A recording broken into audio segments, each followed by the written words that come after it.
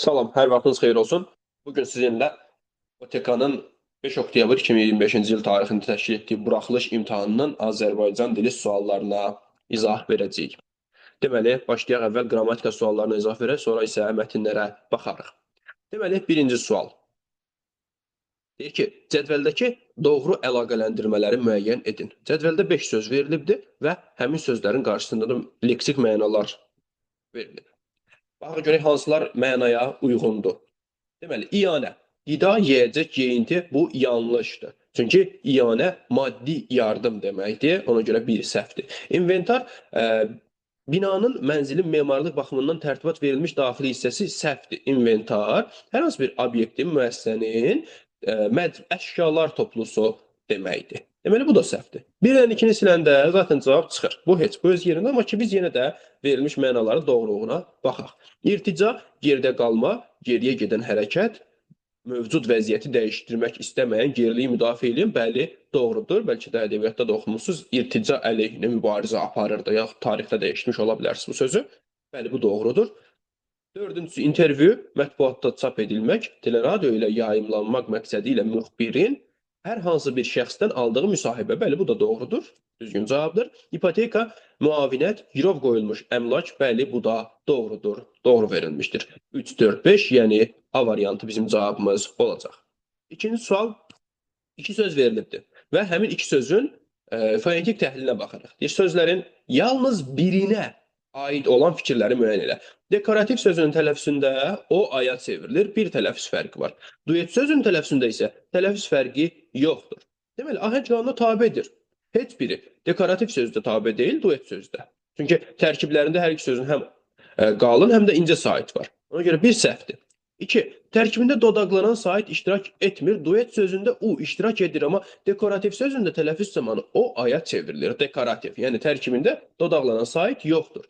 Birinə aiddir, birinə aid deyil. Duet sözündə dodaqlanan sait var, dekorativ sözündə yoxdur. Ona görə 3-ü götürürəm. Dördüncüsü, üzr istəyirəm, 3-ü yox, 2 idi o. Ona görə 2-ni götürürəm. Tərkibində dodaqlanan sait iştirak etmir. 2-ni götürdük. 3. Tərkibində həm kar, həm də cingiltili samit var. Dekorativ sözündə d cingiltili, k kar. Duet sözündə d cingiltili, t kar. Bu hər ikisinə aid fikir olduğu üçün 3-ü silirəm. 4. Deyilişi və yazılış arasında bir fərqli məqam var. Bəli, dekorativ sözündə o aya çevrilir. Bir fərqli məqam var, amma duet sözündə heç bir fərqli məqam yoxdur. Deməli, bu sözlərdən birinə aid fikir kimi qəbul edilə bilər. Ona görə 4-ü də götürürəm. 5. Kar samitlə başlayır, cingiltili samitlə bitir. Baxıram ki, hər iki söz d samiti ilə başlayır və d samiti də cingiltili samitdir. 5 də səhvdir. Cavab 2, 4, yəni B variantı. Üçüncü sual. Tərkibində çıxartmaq mənasında ifadənin olmadığı nümunəni müəyyən edin. A variantı. Şərəfoğlu torbanın ağzını açdı, oradan toz basmış bir külqabı götürdü. Neyniyək? Buradakı götürdü sözünü çıxartmaq sözü ilə əvəz eləyək. Şərəfoğlu torbanın ağzını açdı, oradan toz basmış bir külqabı çıxardı. Var. Bu getdi. Dağların başını qalın duman bürüyür, çobanlar qoyunları kəndə tərəf qovurdu. Burada yoxdur. Cavab bu olacaq. Baxarıq yenə də. C variantı, əlbəttə, dəlilsiz, sübutsuz, mühakiməsiz, məntiqsiz heç bir zaman ədalətli hökm çıxarmaq olmaz. Burada da mı var? Cəlil Məmmədquluzadənin təsvirinə və sənədlərə görə o zaman Azərbaycan dilində qəzet buraxmaq çox çətin məsələ idi. Qəzet çıxartmaq. Bu da var. Oğlan əynindəki kətan köynəyi soyundu və ya çıxartdı. Burada da var. Bəli, cavab B variantıdır. Burada çıxartmaq sözü uyğun mənası yoxdur.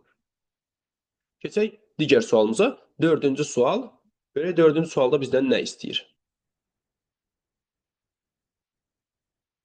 Deyir, yerinə görə amonim kimi işlənə bilən sözləri müəyyən edin. Amonim kimi işlənən sözləri. Xeyir, ədatdır. Amonim deyil. Düz Azərbaycan dilində xeyir sözü var. Xeyir, amma bunun i'si var. Buradakı i var, yəni yazılış fərqlidir. Ona görə bu deyil. Xəzər sözü xüsusi isimdə amonim olmaz. Kütlə sözü olur. Kütlə bir var çəki mənasında, bir də var insan toplusu mənasında. Şan olur. Şan, şan şöhrət, məşhurluq mənasında. Bir də şan, arının şanı. Bəstə də olur. Bəstə, bir var bəstə, qısa deməkdir. Bəstə boy, qısa boy. Bir də bəstə musiqinin bəstəsi. 5-i də götürürük. 3, 4, 5. E variantı bizim cavabımız olacaq. 5-ci sual, yazılışı Yanlış olan sözü müəyyən eləyin. Iceberg doğrudur. Bəyanat doğrudur. Qərargah yanlışdır. Cavab C variantı. Çünki burada qərar, düşünün görün. Qərar sözü varmı dilimizdə? Xeyr, bu söz qərar sözüdür də. Qərargah. Bu yəni burada a olmalı idi. Qatran düzdür, batareya düzdür. Cavab C variantı. Qərargah. Sonra 6-cı sual. Əvvəlində müvafiq işarələr qoyulmuş sözlər əsasında cədvəldəki uyğunluğu müəyyən eləyin. Burada aşıb daşan sözü və artıq sözüdür. Baxaq, görək vəziyyət nə yerdədir. Aşıb daşan sözündə və fikir verin variantlarda fonetik təhlildir. Ona görə bunun tələffüzünü çevirirəm. Bu p-ya çevrilməlidir. Artıq sözündə x tələffüz forması meydana çıxmalıdır. Deməli, bir yerdə tələffüz fərqi tələffüzü yazılışından fərqlənir. Bəli, bu doğrudur. İkinci, bir samitin qarşılığı yoxdur. Daşan sözündəki n samitidir. Bu da doğrudur. Sonra ona aid yanlış fikrə baxıram. Yazıb 3 samit ikardır. Ş, p, ş. Bu doğrudur. Amma yanlışın altındadır deyə götürmürəm. Sonra keçirəm doğrunun altından bu üçbucağa aid fikirlərə baxıram. Artıq sözünə aid. Deyir, 2 samitin qarşılığı yoxdur. Burada bir dənə r-nın qarşılığı yoxdur. Səhvdir, götürmürəm. Tərkibində bir kar samit vardır. Artıq sözündə t və q da x-ya çevrilir. 2 dənə kar samit var. Yəni səhv fikirdir. Ona görə bunu da götürürəm. Bizim cavabımız olacaq 1, 2, 5. Yəni E variantı. Bu sualla bağlı əlavə fikirlərim var. Onu da ayrıca paylaşacağım. Daha sonra 7-ci sual deyir. Kampaniya və ya kompaniya sözündə nöqtələrin yerinə o hərfi yazılsa. O hərfi yazılsa, yazaq bura o. Nə baş verməz? Kompaniya bu şirkət deməkdir. Şirkət, o ilə yazılan. İndi baxaq variantlara. Deyir ki, birincisi, söz şirkət mənasında olar, bəli olar. Bu doğrudur. Biz səhvləri axtarırıq. Çünki baş verməz deyir. Səhv yazaq ki, bura gözümüzdən qaçmasın. Bir doğrudur. 2. Yazılışı ilə tələffüzündə bir fərqli məqam olar. Bəli, tələffüz zamanı o aya çevrilir. Tələffüz olur kampaniya. Doğrudur. Bunu da götürmürəm. Üçüncüsü, təbliğat, reklam sözlərinin sinonimi olar. Bu kampaniya sözüdür. Aynen olan. Bəlkə də görmüsünüz, hər hansı bir alış-veriş mərkəzləri üzərində yazılır kampaniya. Bax, həmin o sözdür bu. Yəni, bu səhvdir, götürməliyəm. Endirim sözünün qarşılığı kimi işlənər. Yenə də bu kompaniya yox, kampaniya sözüdür. Bunu da götürərəm. Deyilişi ilə yazılışı arasında 2 fərqli məqam olar. Xeyr, dedik ki, kampaniya sözündə o aya çevrilir. Bir fərqli məqam var. 5 də səhvdir. 3, 4, 5, yəni D variantı. 8-ci sual. Tramplin və dirijor sözlərinin müqayisəsidir və tələffüz əsasındadır. Fonetik təhlildir. Tramplin sözündə tramplin tələffüz zamanı bura bir dənə i saiti əlavə olunur. Tramplin. Yaxşı yazmadıq. Bunu təkrar yazaq. Tramplin. Əlavə olunur. Dirijor sözünün tələffüzü isə dəyişmir. Deyir ki, deyilişi, yazılışı fərqlənmir. Səhvdir, fərqlənir. Tərkibində bir qapalı sait var. Səhvdir. 2 dənə qapalı sait var. Getdi. Ahəng qanuna tabe deyil. Bəli, tramplin sözündə a və i qalın incə sait. Dirijor sözündə i və o qalın və incə sait. Doğrudur, ahəng qanuna tabe deyil. 3'ü götürdüm. 4. Tərkibində kar samit yoxdur. Dirijor sözündə d, r, j, r. Hamısı cingiltili samitdir. Doğrudur. 4'ü götürürəm. Amma tramplin sözündə məsələn t ilə kardır. P kardır. Sonra 5-ci fikir. Saitlərdən biri tələffüz zamanı düşür. Xeyr. Dirijor sözünün tələffüzündə heç bir fərq yoxdur. Ona görə 5'i də götürmürəm. Cavab olur nə? 3, 4 A variantı. Daha sonra 9-cu sual. Sözlərin yazılışı və tələffüzündəki fərqli məqamlara görə məntiqi ardıcılığı tamamlaya bilən nümunəni müəyyən edin. Deməli, mən nə edirəm? Bu sözlərin tələffüzünə baxıram, fərqli məqamların sayını seçirəm. Tipografiya, tələffüzdə o aya çevrilir, tipografiya. Bir dənə tələffüz fərqi var.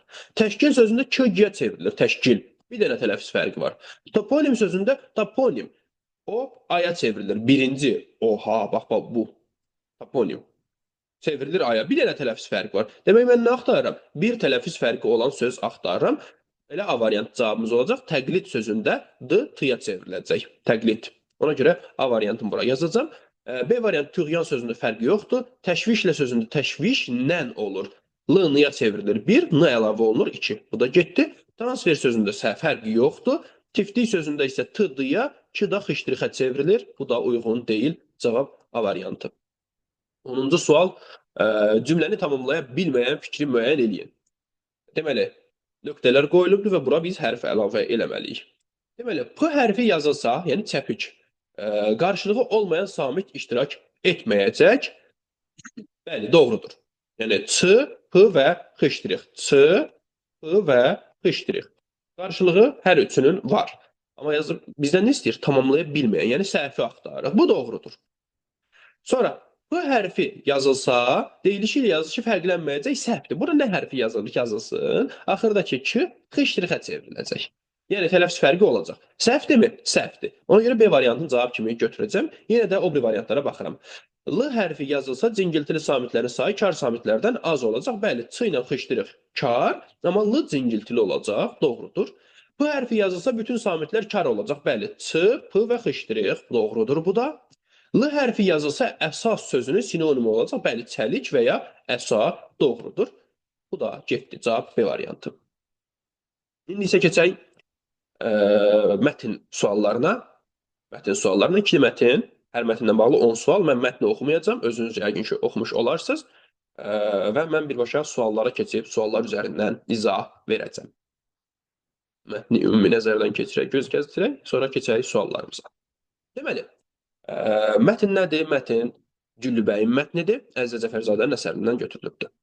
Mətnlə bağlı bu qənaətə gəlmək olmaz. Olmaz, yəni səhvi axtarırıq. Təhkiyədən istifadə olunub. Bəli, olunub. Təhkiyə hadisələrin bir-birinin ardıcıl şəkildə izləməsi, yəni adi danışıq dilinə uyğun fikirlərdir. Bəli, doğrudur. Yəni var. Mətn tamamilə təhkiyə formasında yazılıb. Tamamilə yox, biraz yanlış oldu. Çünki burada dialoqlar da var. Amma mətndən geniş şəkildə təhkiyə istifadə olunubdur. A doğrudur. Nəsr dilində obrazlılıqdan istifadə olunmuş nümunədir. Bəli, mətn bədii mətndir. Bədii mətndir. Oxumusunuzsa bilirsiniz, bədii mətndir. Nəsr dilində yazılıb. Bəli, adi danışıq dilində yazılıbdır. Ümumiyyətlə, nəzm dili var, nəsr dili. Nəzm şeirdir, nəsr adi danışıq dili. Mətndə adi danışıq dilində olduğu üçün bu doğru fikirdir. Bizdən səhvləri istəyir. C variantı, poetik funksiyada olan ifadələr işlənibdir. Bəli, bədii üslubdursa, burada poetik funksiya qaçınılmazdır. Yəni, sözlərin məcazi mənada istifadə olunması, bu da doğrudur. Sərbəst və təbii danışıq formasında olan nümunələr də mövcuddur. Bəli, biz mətndə görürük ki, sərbəst, yəni məişət üslubuna uyğun olan fikirlər var. Bax, deyir, Güllübəyim, sən niyə qızları başqa müəllimlər kimi oxutmursan? Güllübəyim dedi, mən istəyirəm biliklərim itməsin, qızlar savadlansınlar. Yəni, bunlar sərbəst üslubda danışırlar. Sərbəst üslub deyə bir şey yoxdur. Yəni, məişət üslubuna uyğunluq var burada. D variantı da doğrudur. E variantı terminoloji funksiyalı sözlər üstünlük təşkil edir. Bu səhvdir. Niyə? Çünki terminoloji funksiya elmi üslubda xarakterikdir. Burada deyir ki, üstünlük təşkil edir. Məsələn, desən ki, bir-iki məqamda rast gəlmək mümkündür, bəlkə də razılaşarıq. Amma burada deyir ki, terminoloji funksiyalı sözlər üstünlük təşkil edir. Təbii ki, bu səhvdir. Bu elmi üslubla bağlı bir fikirdir. Ona görə E variantı bizim cavabımızdır. 12-ci sual, mətnlə bağlı doğru fikri müəyyən edin. Deməli, A variantda deyir ki, dərs keçənlərin öyrətmə üsulu eyni deyil. Bəli, biz mətndə görürük ki, Güllübəyin və Narınc hər biri fərqli formada dərs keçir. Bu doğrudur. Dərs keçənlərin öyrətmə üsulu eyni idi yazıbdı. Eyni deyildi, fərqli idi. Bu səhvdir. İsrafil Güllübəyimin məktəb açmasına tam razı idi, yanlışdır. Çünki deyir ki, hələ ki başın qaçsın, baxın mətndə deyir ki, qoy başı qarışsın, sonrasına baxarıq. Tam razılıq demək deyil axı bu, düzdür? Ona görə B variantı səhvdir. Sonra, eyni təyinatlı müəssisələr qonşuluqda yerləşə bilər. Bəli, bu doğrudur. Cavab C variantıdır. Niyə? Çünki Güllübəyimin atdığı məktəbdə, həmçinin Narıncın dərs keçdiyi məktəbdə, yəni öz evlərində keçirdilər də dərsi. Dövlət tərəfindən təşkil olunmuş məktəbdən söhbət getmir. Fərdi təşəbbüslər nəticəsində evlərdə hazırlanmış təşkil olunmuş məktəbdən söhbət gedir. Hər ikisi qonşuluqda idi bir-biri ilə və dərs keçirdilər. Yəni, eyni təyinatlı müəssisələr qonşuluqda idi. C variantı doğrudur. Deməli, cavabımız C variantıdır. Digər variantlara da baxıram. Deyir ki, bütün mollalar qızların oxumağını düzgün hesab etmirdilər, səhvdir. Çünki Güllübəyimin babası molla olubdur və Güllübəyimin nitqindən görürük ki, deyir ki, mənim babam deyirdi ki, digər mollalar yanlış deyir. Qızlar oxuya bilər, oxumalıdırlar. Əgər oxumalı deyilsə, niyə varlıların qızları, bəylərin qızları oxuyur? Belə bir fikir var mətndə. Deməli, bu da doğrudur. Üzr istəyirəm, yanlışdır. Etmirdilər çünki deyir. Narınc daha yaxşı dərs keçsə də nüfuzunu itirirdi. Düzdür, Narınc nüfuzunu itirirdi. Amma daha yaxşı dərs keçsə də yox. Yəni, daha yaxşı dərs keçdiyi üçün deyildi bu. Yəni, Güllübəyim ondan daha yaxşı, daha dünyəvi dərs keçirdi və istismar etmirdi uşaqları. Ona görə nüfuzunu itirirdi Narınc. Bu da səhv idi, cavab C variantı. 13-cü sual. Mətnə əsasən dəqiq müəyyən etmək mümkündür. Nəyi dəqiq müəyyən edə bilərik, onları seçirik. Deməli, A variantı din xadimlərinin bir-biri ilə ziddiyyətli fikirlərin olmasını. Bəli, Güllübəyin və İsrafilin yaşadığı yerdə din xadimləri onların əleyhinə fikirdə idilər, tədrisin əleyhinə idilər. Amma ki, görürük ki, Gülbəyimin babası din xadimi olubdu və bunların tam əksinə düşünübdür. A variantda nə deyir? Deyir ki, din xadimlərinin bir-biri ilə ziddiyyətli fikirlərinin olmasını, bəli, biz mət əsasında dəqiq müəyyən edə bilərik bunu. A variantı doğrudur. B variantı hadisələrin baş verdiyi məkanı dəqiq deyə bilmərik. Harda baş verdiyini necə tapırıq? Çünki məkan haqqında dəqiq məlumat yoxdur mətndə. Sonra ona görə B variantını silək buradan. C variantı. Molla Qurbanqulunun öz evi ilə yanaşı bazarda da işləməsini, bax, işləməsini deyir ha. İsrafil bazara gedirdi, amma Molla Qurbanqulu harda işləyirdi? Biz onu dəqiq görə bilmirik mətn əsasında. Bu deyil bizim cavabımız. Sadəcə Qurbanqulunun əleyhinə, Qurbanqulu haqqında mənfi fikirlər var mətndə ki, mənfi adam idi filan, amma harda nə iş məşğul olurdu görmürükmü? Görmürük. D variantı atırıq qırağa. D variantı İsrafilin ticarətlə məşğul olmasını. İsrafil bazarda olur, amma ticarətlə məşğuldur. Bunu dəqiq demək mümkündürmü? Bax, burada belə bir şey var ki, deyir ki, bazarda mənə gülə-gülə elə sözlər deyirlər ki, Qurbanqulu var, ha, Allah onların şərindən saxlasın. Belə bir fikir var. Amma ticarətlə məşğul idi, yoxsa bazara getmişdi, bunu dəqiq bilmirik axı. Bu da səhvdir. Hadisələrin baş verdiyi tarixi bunu da dəqiq deyə bilmərik, çünki heç bir tarix qoyulmayıbdı mətndə. Deməli, din xadimlərinin bir-biri ilə ziddiyyətli fikirlərin olmasını mətn əsasında müəyyən etmək mümkündür. A variantı. 14. Kursivlə verilmiş hissə ilə bağlı doğru fikirləri müəyyən eləyin. Bir yerdə oxuyaq həmin hissəni. Görək elə orada nə deyir. Deməli, kursivlə verilmiş hissə bu hissədir. Deyir ki, bir qism köhnə fikirli adamlar isə Narıncın yaxşı öyrətdiyinə, uşaqlarının yaxşı gələcəyinə inanırdı. Mollanın sözləri də köhnə fikirli adamların mövqeyini gücləndirirdi. Qız uşağına yazmaq nəyə lazımdır deyirdi. Söz söhbət İsrafilin qulağına çatır, bazarda ona birtəhər baxmağa başlayırdılar. İsrafil əvvəlcə bunlara əhəmiyyət vermədi, sonra isə narahat oldu. Baxaq indi görək elə sualda bizdən nə istəyir. Kursivlə verilmiş hissə ilə bağlı doğru fikirləri müəyyən edin. Təhsillə bağlı qüsurlu fikirlərin olduğu əks olunub. Bəli, qızlar oxumaz deyir, qüsurlu fikirdir. Biri götürdük. İkinci fikir, biri götürəndən sonra iki dənə variantın qalır cavabda zaten sənin. Amma biz yenə də axıra kimi baxaq. 2. Problemin həlli yolları göstərilir. Xeyr, problem göstərilir. Problemin həlli yolu göstərilmir orada. Müəyyən olunur ki, həmin dövrdə yeni fikirli adamlar olmayıbdı. Yeni fikirlər adamlar var idi axı. Mətn əsasında biz görürük ki, yeni fikirli, məsələn, elə Güllübəyim özü yeni fikirli adam idi. Yeni fikirlər adamlar olmayıb deyə bilmərik həmin dövrdə. Bu səhvdir. Daha sonra 4. İmkanlı adamların övladlarına yaxşı təhsil verməsi göstərilir, verməməsi göstərilir. Biz bu haqda bir şey görmürük. Həmin kursivdə o hissədə ümumiyyətlə imkanlı adamlar övladlarına yaxşı təhsil verir. Ümumi mətn məzmunu əsasında bunu müəyyən eləmək olur. Bu getdi. 5. Köhnə düşüncənin tərəfdarlarının da çox olduğu müşahidə olunur. Bəli, biz görürük ki, qızlar oxumaz, yeni tipli təhsillərin əleyhinə çıxırlar həmin kursivlə verilmiş hissədə. 1-5, yəni cavab olacaq nə? D variantı. Sonra 15-ci suala baxaq. Mətnə aid fikirlərdən yanlış olanı seç. Səhvi axtarırıq. Yanlış olanı axtarırıq.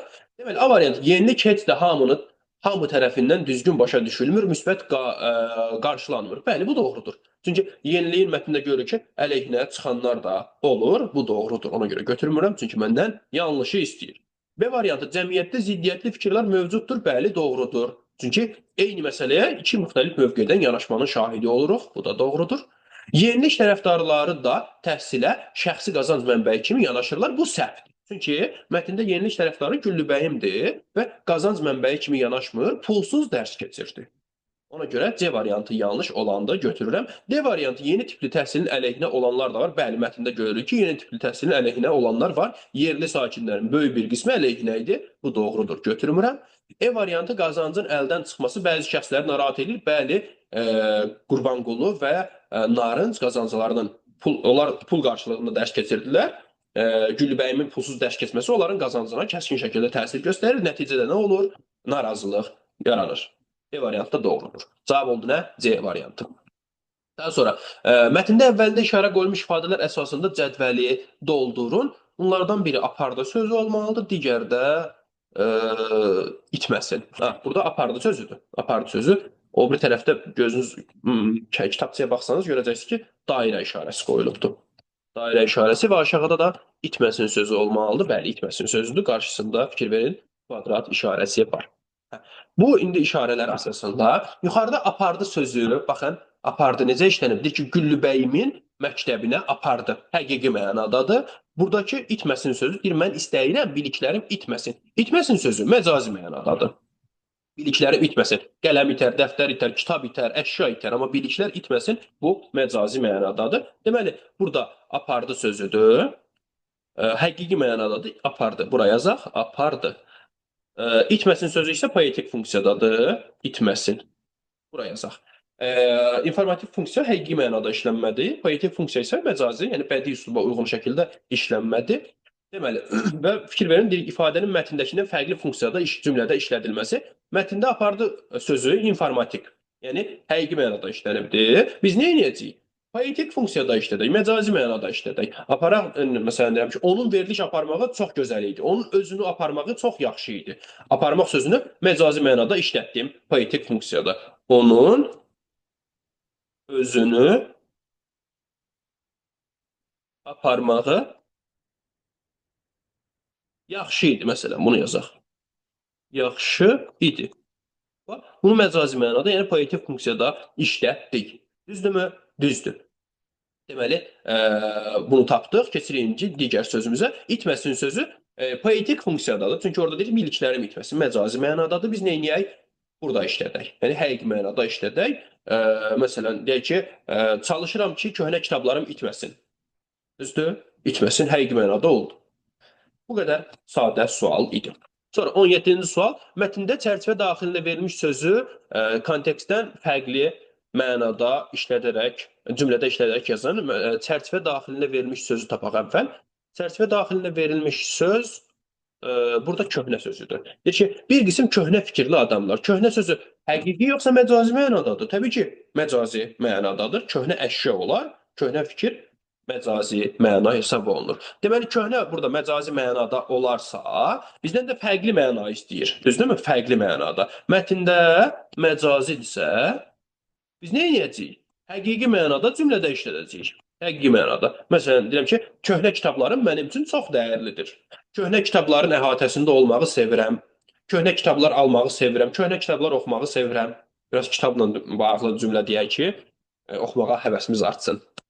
Bu formada, bu cümlə, bu sualda yazmalı idik. 18-ci sual, Güllübəyin mətni deyir ki, müqayisə cədvəlinə uyğun olaraq mətnlərin üslubi xüsusiyyətləri ilə bağlı doğru fikirlər yazın. Üslub, Güllübəyin mətni hansı üslubdadır? Bədii üslubdadır. Bədii üslubdadır. Bu verilən nümunə isə kimya ilə bağlı elmi bir mətindir. Deyir ki, dəmir Mendeleyevin elementlərinin dövr sistemində 26-cı element kimyəvi işarəsi feryumdur. Çəkisi 55.85, bunu dəqiq bilmədim nədir.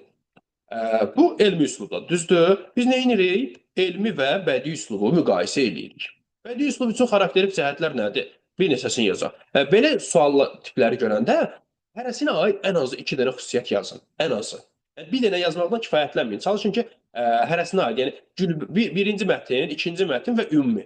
Hər birinə aid 2 dənə fikir yazın. Bədii üslub, Güllübəyin mətni bədii üslubdadır. Orada məcazilik var, sözün poetik funksiyasından istifadə olunur. Daha sonra yaza bilərsiniz, obrazlılıq var, bədii təsvir və ifadə vasitələrindən istifadə olunur. Sonra mətndə görürük ki, dialoqlar var, onu yaza bilərsiniz.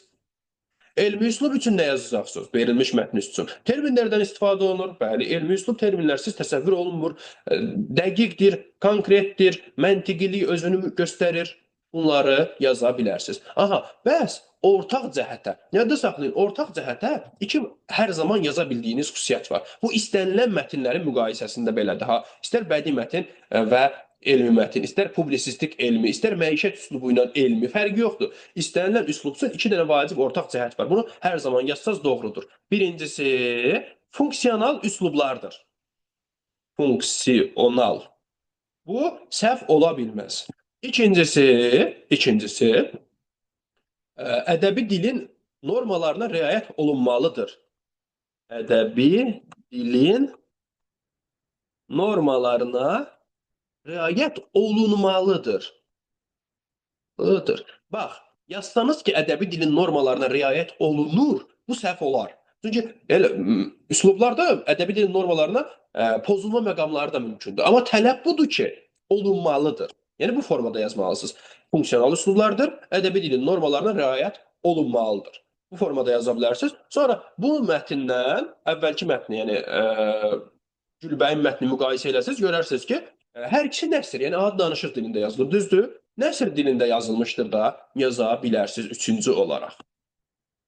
Müqayisəni də bu formada etdik. Keçək 19-cu suala. Bir mətnin məzmunu əhatə edən 3 mətndən ibarət plan tərtib edin. Bu daha rahatdır. Rahat sualdır. Deməli, ad qoyursunuz sadəcə və ad qoyanda söz birləşmələrindən istifadə etməyə çalışın. Cümlə formasında qoymayın onu. Məsələn, mətnin birinci hissəsində əvvəlində görürük ki, İsrafil razılıq verir ki, Güllübəyin məktəb açsın, düzdür? Yazaram ki, İsrafilin Güllübəyimin məktəb açmağı yazaram. İsrafilin razılığı yazaram. Bu formada başlıq verərəm, buraya yazaram. Məsələn, yazaram Güllübəyimin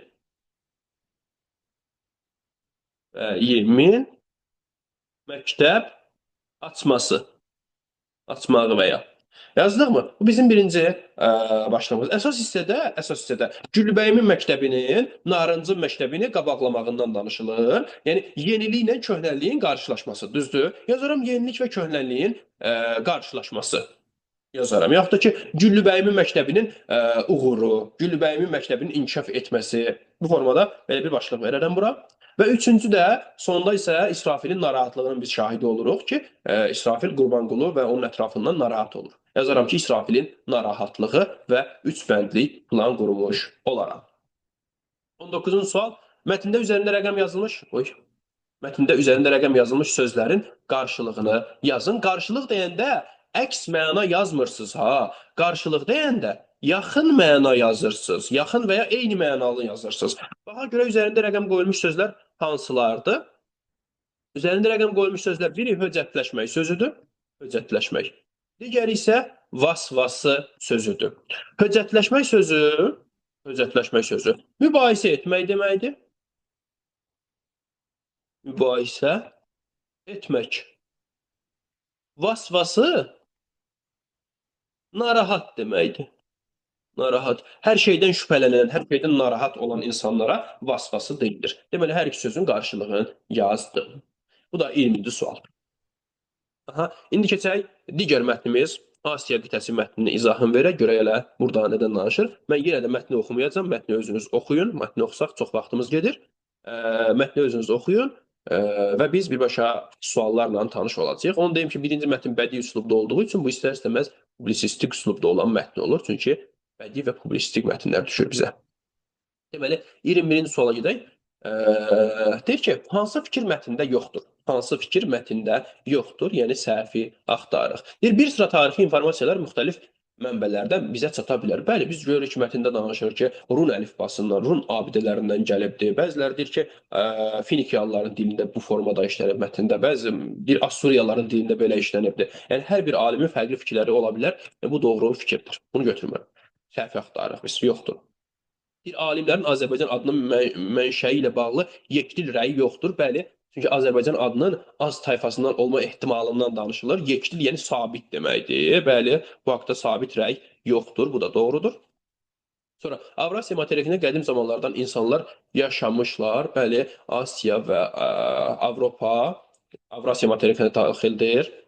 Avrasiya materikinə daxildir və orada qədimdən insanlar yaşadığı haqqında mətndə məlumat görünür. Bu doğrudur.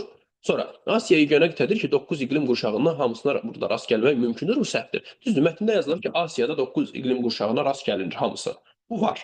Amma yazmayıb ki, ondan başqa digər qitələrdə bu yoxdur. Yəni Asiya bu xüsusiyyətə sahib olan yeganə qitədir biz deyə bilmərik. Bu məlumat mətndə yoxdur, ona görə D variantı bizim cavabımızdır. E variantı qədim dövrün xalqları arasında müəyyən əlaqələr olmuşdur. Bəli, onların mətn əsasında müəyyən əmək olar ki, arasında müəyyən əlaqələr mövcuddur. E variantı da doğrudur. Cavab oldu nə? D variantı səhv cavabdır. Sonra 22. Fikirlərdən birini mətnə əsaslanaraq təsdiq etmək olar. Təsdiq etmək olar. Bir kül tikin şərəfinə yazılmış abidədə az sözü nəhəng mənasında işlənmişdir. Xeyr, orada az sözü tayfa adı ilə bağlı olaraq işlənmişdir. Bax, kül tikin. Bax, qeyd edək ki, az xalqının adı run əlifbası ilə yazılmış abidələrdə, məsələn, kül tikin şərəfinə yazılmış abidələrdə də çəkilmişdir. Yəni orada sadəcə az xalqının adı ilə bağlı olduğu görürük biz. Ona görə A variantı səhvdir. Biz doğrunu axtarırıq. Çünki deyir təsdiq etmək olar. Sonra Avropa sözünün Finikiya dilindəki ereb, yəni qaranlıq qərb mənasından yaranması hələ də fərziyyə olaraq qalır, səhvdir. Fərziyyə olaraq qalmır. Niyə? Bax, həmin hissəni qoy tapım deyəcəm. Buradadır. Deyir ki, Avropa sözünün Finikiya dilindəki ereb, yəni qaranlıq qərb mənasından yaranmasını bilirik. Bilirik deyir, ehtimal edirik demir, düzdürmü? Yəni bu ehtimal fərziyyə olaraq qalmır. Fərziyyə ehtimal deməkdir, düzdür? Sübut olunmamış fikir deməkdir. Amma biz görürük ki, sübut olunubdur. Yəni bilirik deyirsə mətndə, bəlkə də belə deyil, bu kənarda, bu başqa məsələ. Faktlara getsək. Amma mətndə deyir ki, bilirik, düzdür? Demək bu faktdır. Ona görə B variantı səhvdir. C. Tədqiqatçılar Azərbaycan sözünün günəşə tərəf mənasında işləndiyi fikrini də irəli sürmüşlər. Tədqiqatçılar Azərbaycan sözünün günəşə tərəf mətndə belə bir məlumat yoxdur. Azərbaycan sözünün az tayfaları ilə adı ilə bağlı olması ehtimalı var. Deyir ki, tədqiqatçıların bəzisi Azərbaycan sözünün tərkibindəki az hissəsini də həmin xalqın adı ilə bağlayır və Azərbaycan adının mənasını az xalqının yaşadığı ölkə olmasını qəbul edir. Yəni C variantında verilən günəşə tərəf mənasını biz görmürük Azərbaycan xalqının adı ilə bağlı olaraq. C səhvdir. D. Qədim xalqların dilində vaxtı ilə işləmiş bəzi sözlərin mənası indi aydınlaşdırıla bilir. Bəli, bu doğrudur. Bu doğrudur. Məsələn, Avropa sözünün aydınlaşdırıldığını görürük. Yəni fakt olaraq var ki, bu Avropa sözü qaranlıq deməkdir. Yəni bu doğrudur. E variantı qədim zamanlardan təbiətinə və geniş ərazilərinə məxsus olduğuna görə Asiya Avropanın əksi kimi qəbul edilirdi. Bu səhvdir. Çünki mətndə Asiya Avropanın əksi kimi ona görə qəbul edilir ki, Günəş Asiyadan doğur, Avropada batır. Bu fikrə görə. Yəni bu da səhvdir. Cavab oldu nə? D variantı. 23-cü sual. Deyir ki, mətndə altından xətt çəkilmiş sözlərin heç birinin şərhinə uyğun deyil. Mətndə altından xətt çəkilmiş sözlər bölgə olmalıdır. Yuxarıda baxaq. Deməli, altından xətt çəkilmiş sözlər iqlimdir, okeandır, və okean, sonra iqlim, sonra mülahizə, okean, iqlim, mülahizə, bir də hansıdır görək? Bir də bu cümlədir, buna baxmırsınız. Söz deyirsə tək vaxtların sözü. Bütöv altından xətt çəkilmiş cümləni gedib axtarmayın. Bu yanlış tamamən. Burada hardasa bölgə söz olmalıdır, tapa bilmirəm. Buralarda bir yerdə bölgə söz vardı, həmin sözün də altından xətt çəkilmişdi. Görə bilmirəm. Özünüz kitabçanıza baxıb görərsiniz. Nəsə, bölgə sözü. Deməli, okean, mülahizə, bölgə və iqlim. Hansı sözlərdir? Yazaq bura. Okean, bölgə, iqlim, bir də mülahizə. Bu 4 söz. Deyir ki, mətndə altına xətt çəkilmiş sözlərdən heç birinin şərhinə uyğun deyil. Baxaq, bir vahidliyi olan və ona daxil olan elementlərin sıx bağlılığı olan müəyyən bir ərazi. Bu, bölgə sözüdür, düzdür? Yəni, bu var. Yaxşı düşünülmüş fikir, rəy, nöqtəyi nəzər. Bu, mülahizədir, düzdür? Bu da var. Reallığın təsdiq forması, bu qalsın, buna gələcəm. D variantı, materikləri ayıran böyük bir su obyekti, bu okeandır. Varmı? Var. Bu da getdi. Havanın çoxillik rejimi, bu iqlimdir, düzdürmü? Düzdür, bu da getdi. Reallığın təsdiq forması, bu fakt sözünün izahıdır. Varmı burada? Xeyr. Cavab C variantı. Sonra, hansı fikirlər mətnlə bağlı faktlar hesab oluna bilər? Mətnlə bağlı fakt. Bəzi alimlər ərazilərin xalq adları ilə adlandırılmasını qəbul edirlər. Bəli, görür ki, Asiya sözünün az xalqının adı ilə bağlı olması fikri var mətndə. Doğrudur. Kültikin abidəsi run əlifbası ilə yazılıb. Bəli, mətndə yazılıb ki, bəzi run əlifbalarında az xalqının adı çəkilibdir. Məsələn, Kültigin. Yəni, Kültikin abidəsi run əlifbası ilə yazılıbdır. 1-2. Doğrudur, cavab D variantı çıxdı. Amma digər fikirlərə. Finikiyalılar Asiyada yaşamışlar. Bu haqda mətndə məlumat yoxdur. Asiyada yaşamaq haqqında. Sonra, yer kürəsində 6 qitə mövcuddur. Bu doğrudur, 6 qitə mövcuddur. Amma mətndə bu məlumat yoxdur. Səhvdir. Dünya əhalisinin yarısından çoxunun Asiyada yaşaması burada ərzaq problemləri yaradır. Bəli, dünya əhalisinin yarısından çoxu Asiyada yaşayır. Burada Hindistan var, Çin var və s. Amma mətndə bu haqda məlumat yoxdur. Ona görə bunu da götürmürəm. Cavab D variantı. Sonra keçək 25-ci suala. Deyir ki, ikinci abzasda çərçivədə verilmiş ifadə hansı sözlə əvəz edilə bilər? İkinci abzasda çərçivədə verilmiş ifadə coğrafi ad ifadəsidir. Coğrafi ad. Bu da toponim sözüdür. Toponim coğrafi ad, yer adları deməkdir. Cavab A variantı. 26-cı sual deyir ki, hansı abzasda mətnin məzmunu ilə uyğun olmayan cümlənin işləndiyini müəyyən edin və həmin cümləni müəyyən edin. Mən mətni oxuyanda bunu müəyyən eləmişdim artıq. Mətni oxuyanda qaçaraq oxumayın, sürətli şəkildə oxumağa çalışmayın. Diqqətli oxuyun ki, həmin bu formada suallar olanda mətni ikinci dəfə təkrar oxumağa məcbur olmayasınız. Yəni, mətni elə birinci dəfə oxuduğunuzda həmin cümləni özünüz tapa biləsiniz. Mətni sürətlə, tələsik şəkildə oxuyub vaxtı çatdırmaq adı ilə bu formada oxusaz, siz belə suallar çıxarsa qarşınızda məcbur həmin mətni bir də oxumalı olacaqsınız. Yaxud elə sual olur ki, yazır ki, abzaslar düzgün deyil, ardıcıllığı düzgün deyil. O sualda olanda siz yenidən mətni oxumağa məcbur olursunuz. Amma onu diqqətlə oxuduqda siz onu sualı görmədən artıq təxmin edə bilərsiniz ki, məndən belə bir sual soruşacaq və mən tapmışam onu. Ona görə diqqətli oxuyun. Deməli, həmin fikir hardadır? Həmin fikir burada bir yerdə var. Bax, faktla bağlı bir fikirdir. Deyir ki, bəzi tədqiqatçılar yazırlar ki, Asiya qitəsinin adı istər az tayfası, istərsə də nəhəng mənasında olan azla əlaqələndirmək üçün tutarlı fakt yoxdur. Sonra deyir ki, fakta söykənməyən fikir fərziyə olaraq qalır. Bax bu elmi bir fikirdir. Bunun burada işi yoxdur. Bax, bunun ardınca fakt yoxdur. Avrasiyada qədim zamanlardan yaşayanlara görə Günəş Asiyada doğur, Avropada batır. Bunun ardınca bu gəlməlidir. Bax, faktla bağlı verilmiş fikir fəlsəfi fikirdir və bu mətnə uyğun deyil. Həmin abzasın nömrəsi neçə oldu? Onu tapmaq. Deməli, 1, 2, 3, 4-cü abzasdadır. Həmin cümləni və səbəbi yazırsınız. Həmin cümləni. Deməli, abzasınız 4-cü abzas. Cümlə, həmin cümləni buraya yazırsınız, mən yazmıram. Əsaslandırma da yaza bilərsiniz ki, verilmiş fikir fəlsəfə ilə bağlı verilmiş bir fikirdir və fəlsəfi fikir elmi əsaslarla olan bir fikirdir. Mətndə isə bu cümlənin işlənməsi məzmuna uyğun deyil. Yazdınız, cavabınız doğrudur artıq. 27-ci sual. Deyir ki, mətndə tünd qara hərflərlə yazılmış sözə əsasən cədvəli tamamlayan fikirlər yazın. Tünd qara hərflərlə verilmiş söz götürülmüşdür sözü olmalıdır. Səhv xatırlamıramsa, götürülməsidir. Götürülməsidir. Deyir ki, coğrafi adın az tayfasının adından götürülməsidir. Deməli, biz bu sözü buraya yazmağa ehtiyacımız yoxdur. Deyir ki, həmin sözü cədvələ əsasən yaz. Sözün mətndəkindən fərqli ifadə etdiyi məna, yəni götürülmüşdür sözünün bir fərqli mənasını yazırıq bura. Bura məcbur deyilsizsə, məcazi mənasını yazırsınız. Amonimliyində, yəni müxtəlif mənalarını yaza bilərsiniz. Götürülmüşdür sözü, götürülmüşdür. Məsələn, deyirəm ki, onun kitabı stolun üstündən götürülmüşdür, götürüldü. Düzdür? Bunu yaza bilərəmmi? Yaza bilərəm. O mətndə adın hardansa alınmasından söhbət gedir. Amma ki, hər hansı bir əşyanın yerdən qaldırılması mənasında işlədirəm mən burada. Yazaram ki, fərqli mənada, yəni. Onun kitabı stolun üstündən götürüldü. Yazaram mı? Yazaram. Olaraq doğru. Yaxud da ki, götürülmək, qaçmaq mənasında işləyə bilir. O, birdən-birə yerindən götürüldü. Yaza bilərəmmi? Bəli, yaza bilərəm.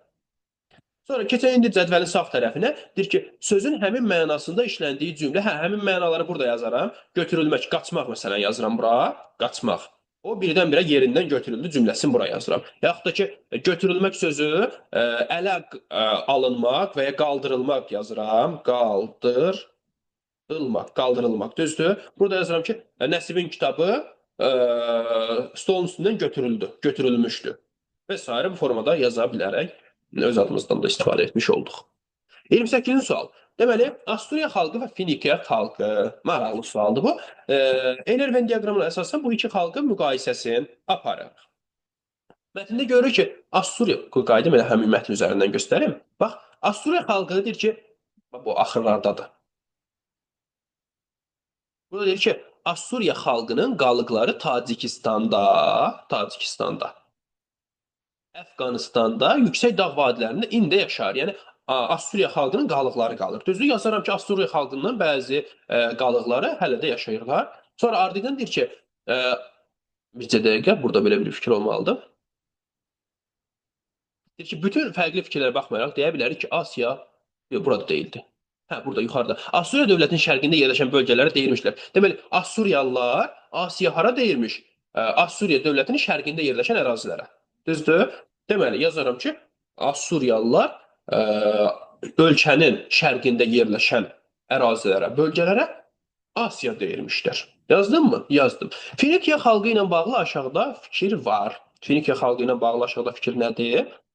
Yazıb ki, Finikiya xalqı burada. Avropa sözünün Finikiya dilindəki ereb, yəni qaranlıq, qərb mənasından yaranmasını bilirik. Deməli, Finikiyalılar, Avropa sözü Finikiya xalqının sözləri ilə adlandırılmışdır. Avropa sözünün mənası və ya belə yaza bilərsiniz.